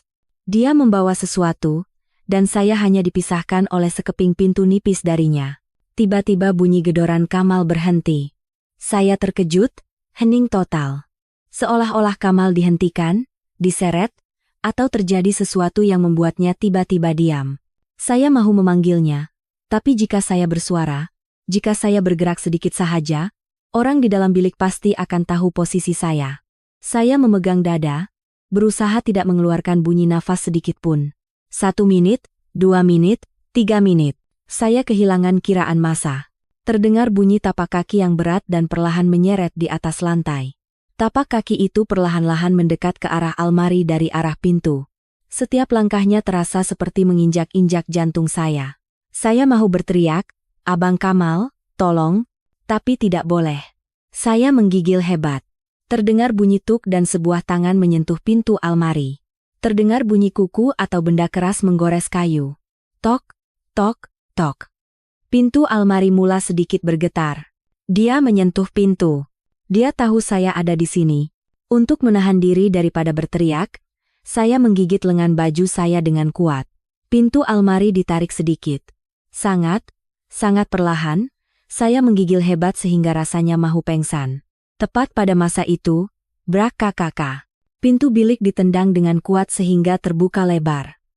Terdengar teriakan Kamal, "Aisyah, sembunyi dalam almari, jangan keluar."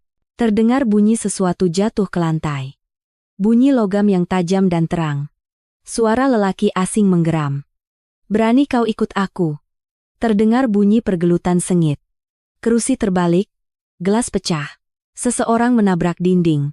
Anak perempuan saya terkejut dan menangis di dalam almari.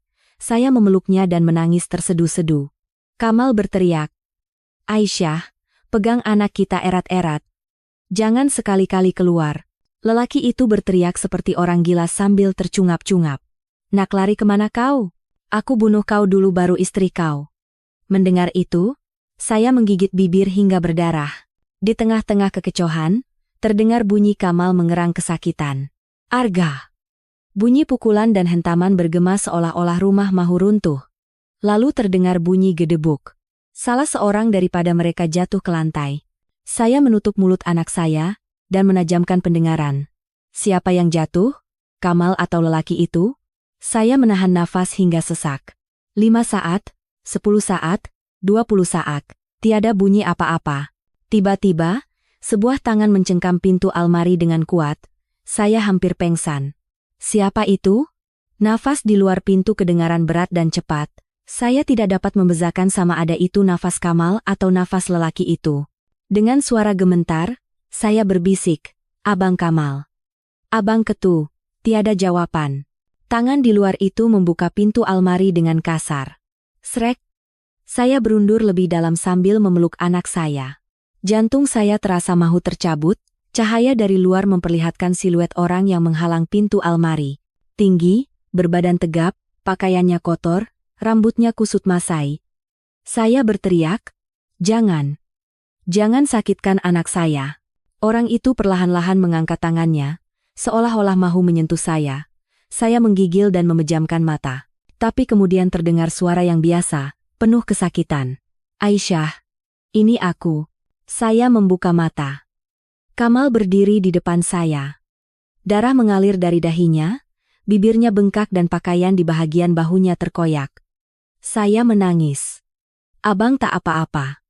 "Orang tuh." Kamal tercungap-cungap, memandang saya dengan mata penuh ketakutan yang belum pernah saya lihat sebelumnya. "Aisyah, kita kena pergi dari sini sekarang juga. Kalau tidak, mereka akan kembali." Tadi tuh bukan seorang saja. Dengan suara gemetar, saya bertanya, "Macam mana dengan emak?" Kamal memandang lurus ke mata saya dan berkata dengan suara parau, "Aisyah, dengar cakap aku. Sekarang nih nyawa kita lebih penting daripada emak." Saya kaku di tempat. Ayat itu bukan ayat biasa, bukan ayat yang diucapkan tanpa sengaja. Sepertinya ada sesuatu yang lain tersembunyi di dalamnya. Saya bertanya dengan gemetar, "Apa maksud abang? Apa jadi pada emak?" Kamal mengetap rahangnya. Darah dari dahinya mengalir hingga ke pipi. Lalu dia mengucapkan satu kalimat yang membuat saya kaku di tempat. "Aisyah, aku akan jujur. Pasal emak. Aku tak sengaja." Saya ternganga. Tangan saya terkulai lemah. Seluruh tubuh saya kaku. Dari bilik air tercium samar-samar bau disinfektan. Dan di pakaian Kamal ada tompok keperangan. Kenapa dia kata tak sengaja? Apa yang sebenarnya berlaku? Kamal memandang saya dengan mata putus asa. "Aisyah, emak awak dah tak ada di rumah Maksu." Saya terduduk di lantai sambil memeluk anak saya. Saya tidak boleh berkata apa-apa. Kemana emak saya pergi? Dan kenapa Kamal kata dia tak sengaja? Bilik terasa berputar. Semuanya menjadi kabur. Kamal tercungap-cungap mendekat dan memegang bahu saya. "Sungguh, aku tak sangka akan jadi begini." Dengan nafas tersengal-sengal, saya memandangnya. "Apa yang abang buat pada emak saya?" Bilik terasa berputar dan di telinga saya terdengar dengungan seperti ribuan lebah. Saya memeluk anak saya erat-erat. Kaki saya lemah sehingga hampir terduduk. Kamal masih berdiri dengan wajah pucat. Darah dari dahinya mengalir panjang hingga ke dagu. Pandangannya tidak lagi garang seperti sebelumnya, sebaliknya penuh dengan ketakutan dan keputusasaan seperti orang yang akan kehilangan segalanya. Dengan susah payah saya mengambil nafas dan mengucapkan kata demi kata, "Apa? Yang? Abang? buat, pada. Emak? Saya? Kamal menunduk, bahunya bergetar perlahan. Dia seperti mahu bercakap, tapi takut mengucapkan kata-kata itu. Saya berteriak dengan suara pecah. Cakap! Anak perempuan saya menjerit ketakutan dan menangis. Saya menenangkannya sambil memandang Kamal tajam. Jantung saya berdegup sakit. Kamal terduduk di lantai, memegang kepalanya seperti orang keletihan dan tercungap-cungap. Aisyah, aku tak sakitkan emak. Aku bersumpah tak sentuh sehelai rambut pun. Selain paksa dia tanda tangan surat tu, aku tak pernah sakitkan dia. Aku salah, tapi aku tak langgar batas. Tekak saya tersekat, air mata terus mengalir. Habis tu kenapa abang kata tak sengaja? Kenapa abang kata emak tak ada di rumah Maksu? Kamal mengangkat kepalanya dengan mata merah, sebab emak dah tinggalkan rumah Maksu lebih dari sejam yang lalu. Saya kaku di tempat. Apa? Kamal menyambung dengan panik, aku pun tak tahu kemana emak pergi. Aku baru saja lari ke rumah Maksu untuk pastikan dia selamat. Tapi Maksu kata emak dah pergi. Katanya dia risau awak seorang diri di sini, jadi dia balik. Saya ternganga. Rasanya seluruh darah di tubuh saya surut. Emak saya pulang ke rumah. Tepat semasa orang asing itu menyerbu. Tepat semasa aku terdesak. Saya tergagap. Tapi, emak tak ada kunci. Macam mana boleh masuk? Kamal berkata dengan suara tersekat. Aisyah. Emak masuk ikut pintu belakang. Masa aku sampai, pintu belakang terbuka dan kesan kasut dia jelas sekali. Aku rasa, emak masuk ke rumah betul-betul masa along-along tu datang. Bulu roma saya berdiri. Betul. Pintu belakang yang sedikit terbuka, kesan kasut berlumpur hingga ke dalam rumah. Itu bukan kesan penceroboh, itu kesan emak. Jantung saya terasa berhenti berdegup. Kamal berkata perlahan, seolah-olah takut saya akan pengsan. Aisyah, orang tu masuk rumah bukan untuk cari awak, tapi cari aku. Tapi kalau emak masuk tepat pada masa tu, saya menelan jeritan yang hendak keluar dari tekak. Tak mungkin. Kamal memegang bahu saya dan berkata dengan suara gemetar, Aisyah, aku tak dapat cari emak. Aku dah cari seluruh tingkat 1, ruang keluarga, dapur, dia tak ada di mana-mana. Saya tercungap-cungap. Abang yakin dah cari betul-betul?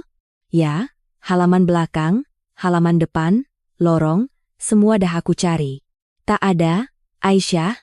Emak masuk ke rumah, tapi tak ada siapa nampak dia keluar. Kepala saya terasa mahu meletup. Untuk menahan diri daripada jatuh, saya memeluk anak saya lebih erat. Udara terasa melekit. Dengan suara gementar, saya bertanya, Abang rasa, emak kat mana sekarang? Kamal menggigit bibir, wajahnya semakin pucat. Aisyah, aku rasa, emak dengar bunyi mereka gegar pintu, lepas tu dia sembunyi kat mana-mana dan terperangkap atau pengsan kat satu tempat. Saya terlonjak berdiri. Tak, emak saya takkan pernah tinggalkan saya. Kalau dia tahu ada orang dalam rumah, dia pasti akan naik ke bilik saya. Kamal segera menggeleng. Tak boleh, masa aku masuk? Tangga bersih. Tak ada kesan tapak kaki, tak ada bunyi apa-apa. Kalau emak naik, aku pasti nampak dia. Saya hampir berteriak. Habis tu emak saya kat mana? Anak perempuan saya ketakutan, memeluk leher saya erat-erat dan menangis. Kamal tercungap-cungap. Aisyah, kita kena pergi dari sini dulu, mereka akan balik. Tolong jangan duduk sini lagi, emak mesti tak apa-apa, dia tahu cara lindungi diri. Dia mesti berjaya elak mereka. Sekarang yang penting awak dan anak kita, saya menepis tangannya. Tak, emak saya ada kat satu tempat dalam rumah ni, aku takkan pergi kemana-mana. Kamal terlonjak berdiri. Wajahnya pucat lesi. Aisyah, kita tak ada masa. Anak kita masih kecil, awak kena lindungi dia. Saya berteriak putus asa. Tapi emak saya. Kamal memandang saya dengan pandangan seperti orang yang baru sahaja dipukul. Dia berlutut, meletakkan tangannya di atas lutut saya dan berkata dengan suara tersekat. Aisyah, tolong sekali ini saja fahamkan aku.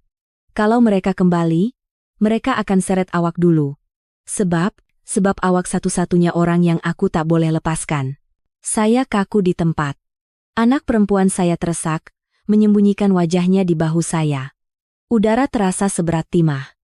Tiba-tiba terdengar bunyi kecil dari tingkat 1. Seperti bunyi angin melanggar pintu, Tapi bukan pintu depan, melainkan pintu store di bawah tangga. Kamal menahan nafas, saya juga. Kami saling berpandangan tanpa kata, tapi mata kami menyiratkan pikiran yang sama. Seseorang atau sesuatu ada di dalam store itu. Saya tergagap. Apa? Apa orang itu masih dalam rumah? Kamal perlahan-lahan bangkit, melekapkan telinganya ke pintu bilik dan mendengar. Beberapa saat kemudian, dia berpaling dengan wajah lebih pucat. Bukan dia. Nafas orang tadi berat dan cepat. Bunyi ini lebih kecil dan lemah. Saya memegang dada dan menangis. Itu Emak. Kamal meletakkan jari di bibirnya, memberi isyarat agar saya diam dan berbisik perlahan. Boleh jadi, tapi biar aku yang turun dulu. Saya begitu takut sehingga hampir pengsan. Saya memegang lengannya, hati-hati. Kamal mengangguk. Dia membuka pintu bilik sedikit lalu menuruni tangga dengan berhati-hati seolah-olah berjalan di atas ais. Saya berdiri di dalam bilik sambil mendukung anak saya. Jantung saya berdegup sakit, terdengar bisikan Kamal. Aisyah, aku dekat bawah, jangan keluar. Lalu dia mendekati pintu store. Saya menahan nafas. Kamal meletakkan tangannya di tombol pintu store dan menarik nafas dalam-dalam. Lalu, brak. Dia membuka pintu dengan kasar. Saya terkejut dan memeluk anak saya lebih erat. Dari tingkat bawah, terdengar teriakan Kamal. Suaranya begitu panik sehingga hampir seperti jeritan. Aisyah, cepat turun. Saya gemetar mendukung anak saya dan berlari menuruni tangga. Tiba di ujung tangga, saya melihat Kamal membongkok dengan kedua-dua tangan gemetar menopang susuk tubuh kecil yang terbaring meringkuk di atas lantai yang sejuk. Itu emak saya. Beliau terbaring tidak berdaya, penuh habuk, rambut putihnya kusut masai, wajahnya pucat, kedua-dua matanya terpejam, tapi nafasnya sangat lemah. Saya berlari dan berlutut. Mak, sedarlah. Tangan emak sejuk seperti ais. Saya menangis seperti anak kecil. Kamal berkata dengan wajah pucat dan suara gemetar, Aisyah, bertenang. Emak pengsan sebab ketakutan. Dia sembunyi kat sini. Saya memegang bahu emak. Air mata membasahi rambutnya. Maafkan Aisyah, Mak. Maaf, saya tak tahu emak dah balik. Tangan emak bergerak sedikit. Beliau membuka mata, memandang saya dan dengan bibir gemetar berkata, Aisyah, kamu dan cucu Mak lari. Orang tuh, suara emak terputus, matanya membelalak. Beliau mencengkam tangan saya dengan kuat. Emak berbisik dengan susah payah. Aisyah, orang tuh bukan cuma cari Kamal, dia juga cari gran rumah. Seluruh tubuh saya membeku. Kamal juga kaku dan pucat. Sebelum saya sempat bertanya, emak tercungap-cungap dan mengucapkan kata-kata terakhirnya. Kata-kata yang membuat saya merasa tanah di bawah kaki saya lenyap. Aisyah, orang yang masuk rumah. Bukan Along. Tapi orang yang dulu kerja dengan ayah kau. Saya kaku di tempat. Ayah saya yang sudah meninggal, yang mewariskan rumah ini. Kamal ternganga kaget. Saya memegang bahu emak dan berteriak, apa maksud Mak? Siapa orang tuh? Emak tercungap-cungap, meninggalkan satu kalimat yang samar, tapi membuat punggung meremang. Orang yang dah lama incar rumah nih. Lalu emak hilang kesedaran. Tepat pada masa itu, semua yang saya ketahui tentang rumah ini, tentang ayah, emak, dan Kamal menjadi kabur. Dan saya sadar, kebenaran tidak hanya ada pada Kamal, kebenaran itu lebih dalam, lebih gelap, dan saya baru sahaja akan menyentuhnya. Saya memeluk emak erat-erat. Mendengar nafasnya yang samar, saya merasakan jantung saya diremas. Beliau berhasil mengucapkan kata-kata terakhirnya sebelum pengsan, dan lengannya terkulai lemah ke lantai yang sejuk. Dengan suara gemetar, saya terus menggoncangnya. Mak, dengar saya. Buka mata Mak. Kamal berlutut di sebelah kami, tangannya begitu gemetar sehingga dia tidak dapat memeriksa nafas emak dengan betul. Dia memandang saya dengan mata penuh ketakutan. Aisyah, kita kena bawa Mak ke hospital. Cepat. Ini gawat. Saya terus mengangguk, air mata jatuh di belakang tangan emak. Kamal coba mengangkat emak, tapi beliau begitu lemah sehingga tubuhnya terkulai. Anak perempuan saya menangis dan memeluk leher saya. Saya menenangkannya sambil mengawasi setiap gerakan Kamal dengan ngeri. Tapi tepat semasa Kamal hendak mendukung emak dan berlari ke pintu depan, Terdengar bunyi ketukan lagi, tok, tak. Kami berdua kaku di tempat. Bukan bunyi riuh seperti elong-elong tadi. Ketukan itu perlahan, berat, seolah-olah seseorang mengetuk dengan sangat yakin. Emak tersedar sejenak. Beliau membuka matanya samar-samar, bibirnya bergetar. Beliau mencengkam baju saya dan berbisik dengan suara yang hanya boleh saya dengar. Aisyah, jangan buka, jangan. Saya menahan nafas. Kamal membaringkan emak di atas sofa, memberi isyarat agar saya diam, lalu perlahan-lahan mendekati pintu depan. Dia tidak membukanya, melainkan mengintai dari lubang intip. Beberapa saat kemudian, Kamal terkejut dan berundur. Wajahnya pucat lesi. Dia tergesa-gesa menghampiri saya dan berkata dengan perlahan tapi panik, Aisyah, jangan buat bunyi. Orang kat luar tuh, orang yang tadi serbu rumah, seluruh tubuh saya terasa lumpuh. Dia kembali lebih cepat dari yang saya duga. Kamal panik dan melihat sekeliling. Dia mesti ingat aku sembunyi kat sini. Kalau tak ada siapa jawab, mungkin dia akan ingat rumah ni kosong. Kalau kita buat bunyi, dia akan terus pecahkan pintu. Saya menggigil hebat. Emak terbaring di sofa, nafasnya setipis benang. Anak saya ketakutan, wajahnya membiru. Saya menutup mulutnya dengan tangan dan berbisik, diam ya, sayang, tolong. Dari luar pintu terdengar suara lelaki itu, serak dan berat. Kamal, aku tahu kau kat dalam. Nak main-main dengan aku, hah? Tadi berani serang aku, keluar macam jantan. Kita bincang, saya menyembunyikan wajah di kepala anak saya. Air mata membasahi bahunya. Suara lelaki itu menusuk telinga seperti pisau. Dia terus menggedor pintu, tapi kali ini tidak tergesa-gesa, seolah-olah memprovokasi dan menunggu. Kamal, buka pintu. Kalau kau buka, aku maafkan. Kalau tidak, rumah ni akan aku hancurkan. Kamal menutup mulutnya agar tidak mengeluarkan bunyi nafas sedikit pun. Dia memandang saya dengan pandangan memohon agar tidak bersuara.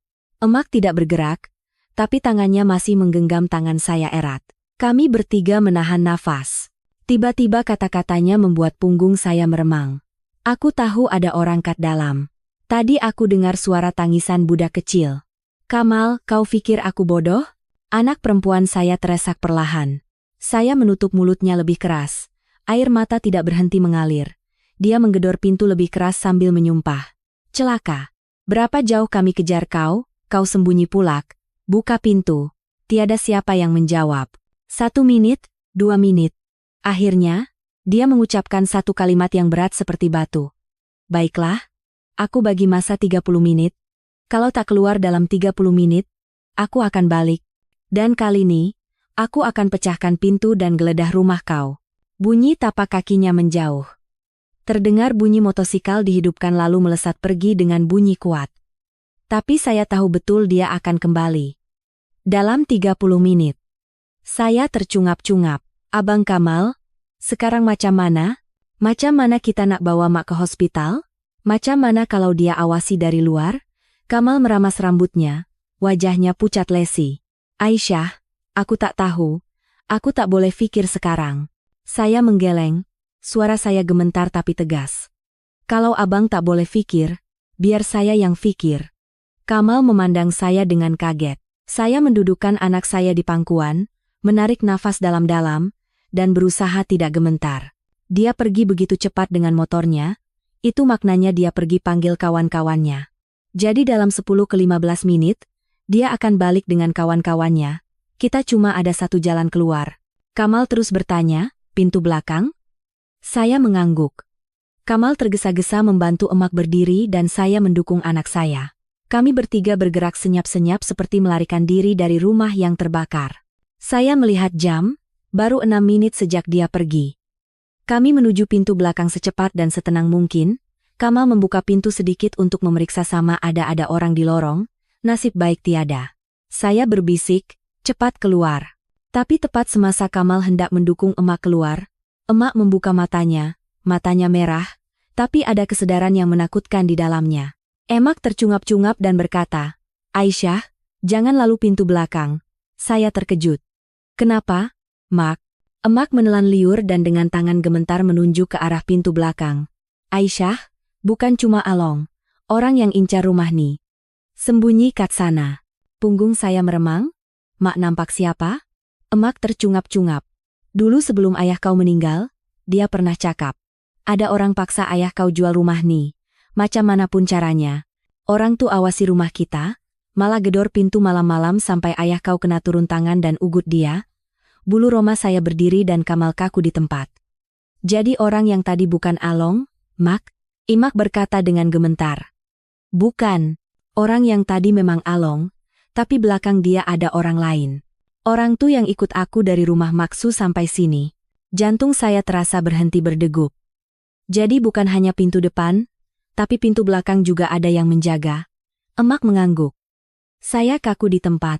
Tidak boleh lalu pintu depan, tidak boleh lalu pintu belakang. Kami terperangkap. Kamal terduduk putus asa.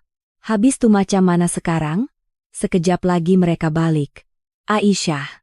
Kita tak boleh lalu mana-mana pintu. Saya gemetar sambil memeluk anak saya. Pikiran saya kalut, tiada jalan keluar, tiada tempat bersembunyi. Emak memegang tangan saya, dan dengan sisa tenaganya berbisik. Aisyah, dalam rumah nih ada jalan lain. Jalan yang cuma kamu yang tahu. Saya terkejut. Jalan apa? Dengan mata lemah tapi tegas, emak memandang ke atas dan menunjuk ke arah loteng. Benar, pintu kecil di siling. Tempat yang hanya keluarga kami yang tahu dan tiada orang luar yang tahu kewujudannya. Dalam hati saya berteriak, jalan keluar. Kamal mendukung emak dan saya mendukung anak saya. Kami bertiga berlari ke tingkat 3. Saya menarik kerusi dan membuka pintu di siling. Habuk berjatuhan membuat saya batuk, tapi saya tidak boleh berhenti. Kamal menaikkan emak dahulu, lalu membantu saya dan anak saya. Dia naik terakhir dan menutup pintu dari bawah. Tepat semasa pintu tertutup, dari luar terdengar bunyi motosikal berhenti mendadak, diikuti bunyi gedoran di pintu depan. Kamal, masa kau dah habis? Buka pintu. Kamal berbisik, Aisyah, diam. Jangan buat bunyi sikit pun. Saya memeluk anak saya, gemetar di antara hidup dan mati. Dalam kegelapan pekat loteng, saya menahan nafas dan mendengar degupan jantung saya sendiri. Emak berbaring di sebelah saya, menggenggam tangan saya erat. Tiba-tiba dari tingkat bawah terdengar suara lelaki itu, suara menggeram seperti binatang yang terdesak. Baiklah, kau nak sembunyi ya, Kamal. AKU akan bakar rumah nih. Saya kaku di tempat. Seluruh tubuh saya dingin, jantung saya terasa mahu meletup. Dia mahu membakar rumah. Saya menoleh ke arah Kamal. Kamal memandang saya dengan mata penuh ketakutan yang luar biasa. Tapi tepat pada masa itu, dari luar lorong terdengar bunyi hon kereta yang kuat, diikuti bunyi ramai orang berlari. Seseorang telah tiba, tapi adakah mereka penyelamat atau bencana lain? Saya memeluk anak saya, memandang Kamal dan emak. Belum pernah saya merasa begitu dekat dengan batas antara hidup dan mati. Bunyi hon yang bergema dari lorong membuat saya terkejut. Kamal menahan nafas. Saya memeluk anak saya erat-erat dan emak menggenggam tangan saya dengan gemetar. Kami bertiga meringkuk di loteng yang sempit dan pengap, malah berhati-hati dengan nafas kami agar tidak menimbulkan bunyi. Dari tingkat bawah, teriakan si pemungut hutang menggema. Kamal, aku akan bakar. Saya memejamkan mata dan berdoa. Tiba-tiba, bunyi hon di luar semakin dekat, diikuti oleh jeritan dan pertengkaran yang tidak jelas. Bunyi tapak kaki beberapa orang berlari menuju rumah kami. Lelaki di tingkat bawah menyumpah, lalu terdengar bunyi dia melarikan diri. Bunyi motosikal menderu dan menjauh. Seluruh rumah menjadi sunyi senyap yang mengerikan. Saya melekapkan telinga ke lantai kayu loteng, coba mendengar lebih jelas. Selain bunyi angin yang berdesir melalui tingkap, tiada bunyi apa-apa. Saya melihat Kamal. Dia memberi isyarat untuk menunggu lebih lama. Kami berbaring seperti itu selama kira-kira 5 menit.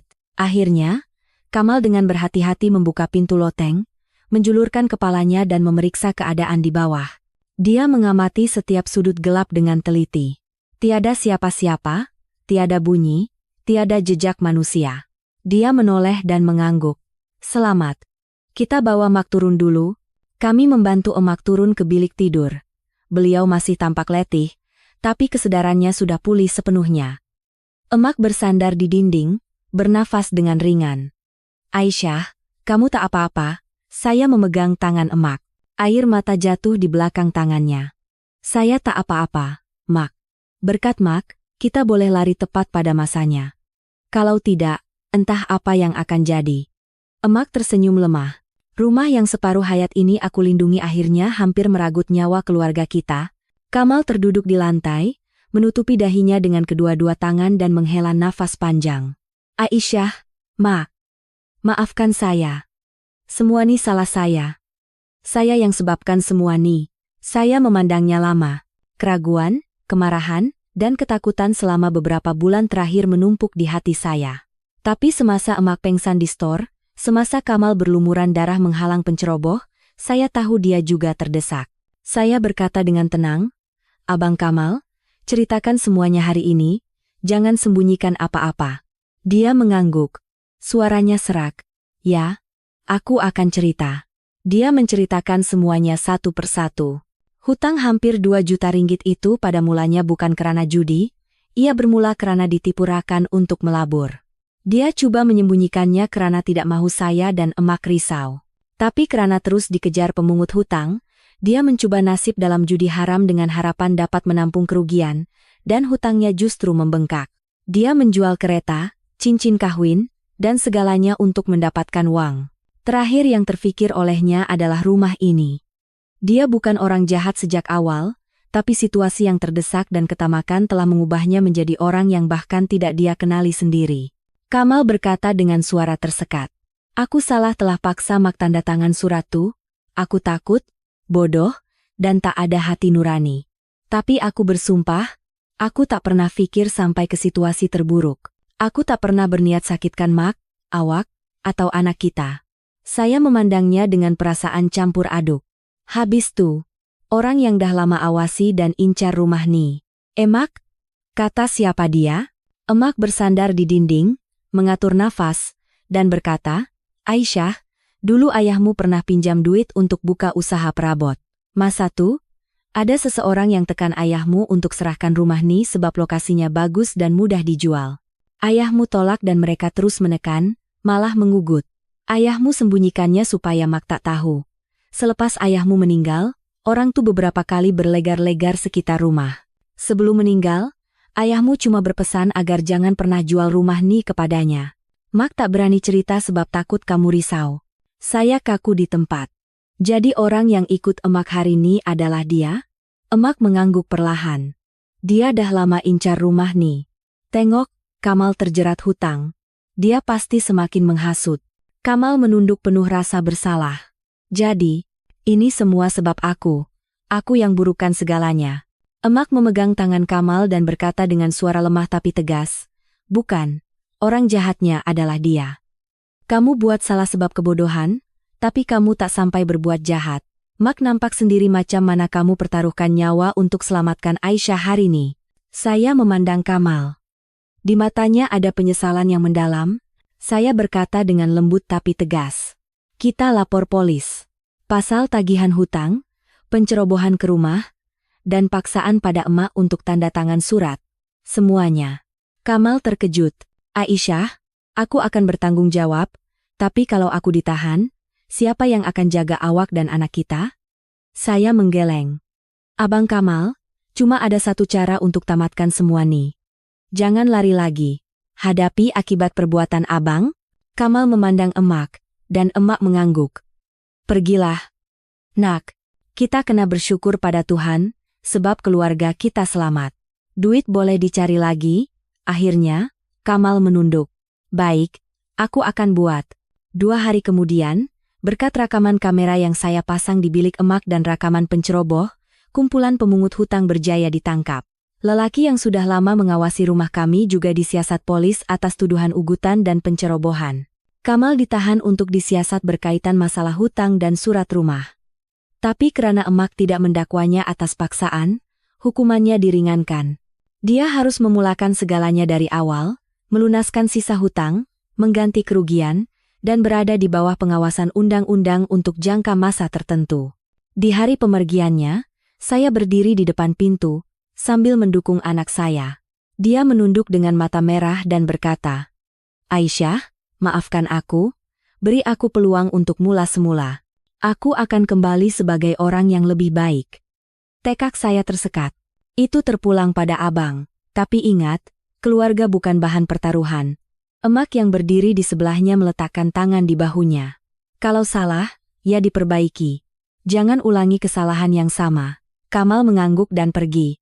Beberapa bulan kemudian, rumah kami kembali damai. Kesehatan emak pulih dan senyuman kembali menghiasi wajahnya. Saya tetap menghantar anak ke sekolah dan bekerja seperti biasa. Di malam yang sunyi, saya duduk di sebelah emak, mendengar cerita masa lalunya dan menemukan ketenangan. Rumah yang pernah menjadi ruang ancaman ini kini menjadi tempat perlindungan kami. Saya belajar satu perkara, seseorang boleh berubah menjadi buruk apabila terdesak. Tapi jika ada keberanian untuk menghadapi kebenaran dan bertanggung jawab, segalanya boleh diperbaiki langkah demi langkah. Dan pengajaran terbesar yang saya dapatkan adalah, walaupun harta itu penting, keselamatan dan cinta keluarga adalah nilai yang paling harus dijaga. Jika ada seseorang yang menyakiti keluarga karena hutang atau ketamakan, kita harus menghentikannya pada waktu yang tepat dengan cara yang benar. Saya menggenggam tangan emak erat-erat. Pada akhirnya, yang kami miliki adalah satu sama lain, dan itu adalah perkara yang paling berharga. Jika cerita hari ini menyentuh hati Anda, jangan lupa langgan saluran pilihan Anda, berikan like, dan tinggalkan buah pikiran Anda di ruangan komen. Pilihan Anda adalah kekuatan terbesar bagi kami. Semoga para subscriber sentiasa damai, sihat, dan bahagia bersama keluarga.